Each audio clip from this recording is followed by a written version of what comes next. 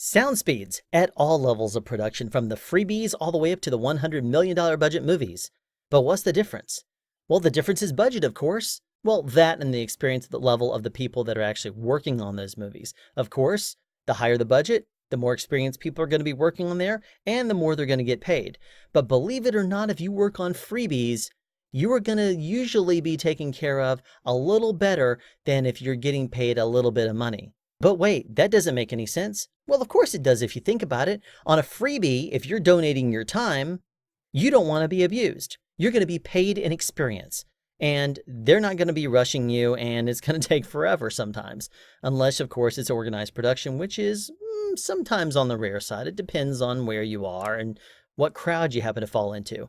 If you accept a show for about $100 a day, you can expect to be taken advantage of just a little bit up to a lot. And here's why. The producer slash director, who this project is their dream and they're funding it out of their own pocket, they're going to want to maximize their money for and get the maximum value that they can for it. That's going to most likely mean pushing you pretty hard. They're most likely not going to be adhering to lunch at 6 hours into the day and wrap at 12 hours into your day. You're going to go very, very long. But for $100 a day, that's not a very good deal, and you're going to end up running yourself ragged. Think about this. Let's say your car breaks down on the way to work and you're getting paid the $600 a day rate for the reality show. It's probably not going to be a big deal for you to make a couple of phone calls and get yourself covered for the day. But if you're getting paid only $100, kind of different, right?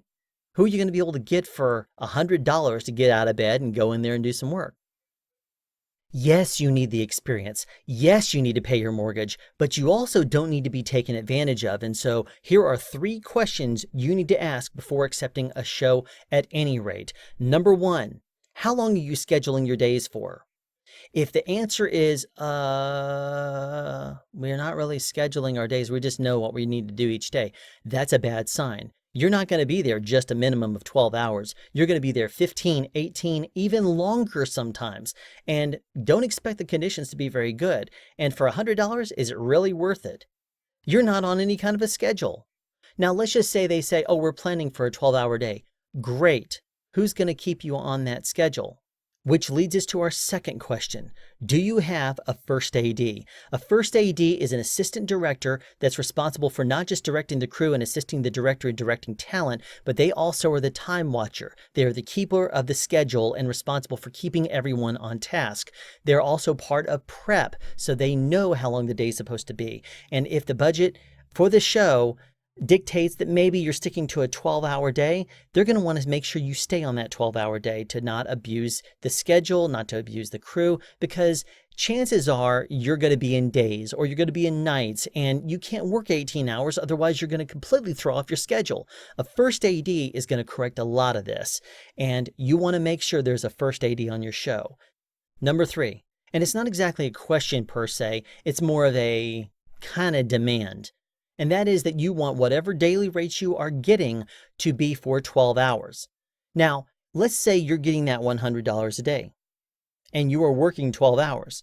Well, it's not as simple as dividing $100 divided by 12, because in the film industry world, every single day, after you exceed 8 hours, you're in time and a half until 12 hours, unless you're on some union contracts, but we're not going to get into that in this video.